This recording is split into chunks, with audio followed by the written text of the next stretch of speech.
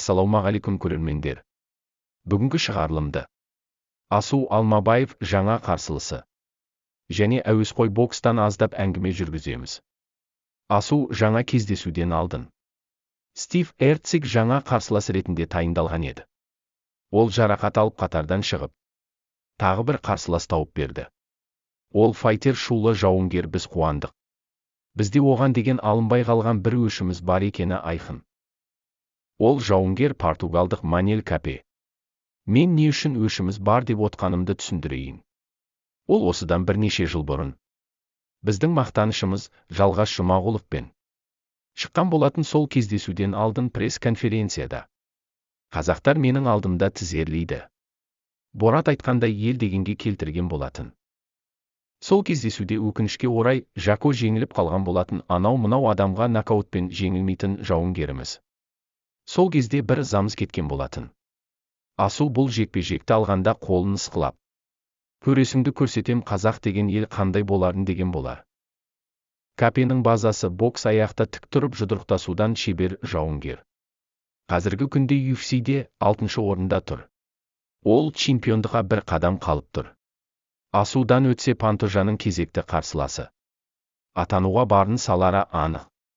Капенің әкесі кезінде бокстан әлем чемпионы болған деседі. Ол қазіргі күнде Хабибтің шәкірті болып солармен жатығып жүргенін көрсетіп жүр. Ол ислам дініне келіп иманын түзіп жүрген жауынгер. Оны қазіргі қаны палестиналық Белал Мұхаммадтың .20 версиясы десек болады. Енді жекпе-жекке келетін болсақ, 2 наурызда қазақтардың тарихында болмаған ең басты жекпе-жекте шығады. Бұл жекпе-жекте аяқта тұрып жұдырықтасуда Капеде басымдық бар. Асу күресі қатты дамыған жауынгер. Деңгейлес жауынгерлер болғасын бір ұтат деп айту қиын. Менің жеке өз ойымда Асу өзінің партердегі үстемдігімен жекпе-жекті алып шығады. Асу осы жекпе-жектен аман есен өтетін болса, Пантожамен жұдырықтасып қалуы да бек мүмкін. Біздің Асу шафқаттың ізін қуып келе жатқан потенциалы өте мықты жауынгерлеріміздің бірі.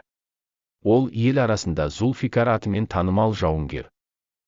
Әуесқой бокс туралы айтсақ, Испаниядағы халықаралық турнир өз мәресіне жетті. Біздің жігіттер 6 алтын алып жарысты жақсы аяқтады. 25 спортшымыз қатысып 12-сі финалға шығып, 3 финал қазақтардың айқасы болды. 48 келіде Нұрзат Оңғаров, 54 келіде Бағлан Кенжебеков, 57-де Ерхан Тұрдан, Бейбарыс Жексен 60 келіде, Алмат Абдуали 63,5 келіде, Дархан Дүйсебай 71 келіде чемпион атанды. Ұлттық құраманың тағы бір құрамы Сербияда жұдырықтасып қайтқан болатын. Белград Винер жарысында 8 алтын 4 күміс 1 қола. Осылайша біз жастардың потенцияларын көріп алдық. Ия, көңілге кірбің түсіргендер де болды. Жастар осы жарыстарда өздерін көрсетіп, жақсы өнер көрсетті. Көбісінің ересектер арасындағы алғашқы жарыстары. Достар, осымен бүгінгі шығарылым аяқталды. Тіркеліп лайк басып отырайық, ол бізге мотивация берері анық. Біздің телеграм арналарымызға да жазыла кетіңіздер. Спорт жаңалықтары барлығы сонда. Қазақ батырларының жеңісті күндері молынан болсын.